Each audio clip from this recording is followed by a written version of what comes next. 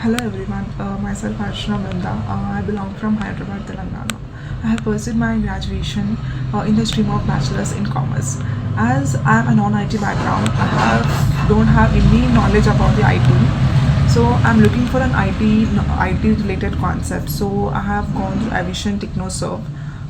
There I have got lots of experience through IT related concepts under the guidance of IT managers. So they have supported me for learning from basics to professional. Like I have gone through some few technologies like networking fundamentals, virtualization, Windows administration, CCNA, IGR, and and cyber security. So the faculties also have explained very well. Faculties professionals are there, so they have supported me in each and every step. And thank you Evision for giving me the better opportunity. And I have selected in Teleperformance, and I was offered a salary of 2.8 lakh per annum, and I was quite happy with this position as a service desk engineer.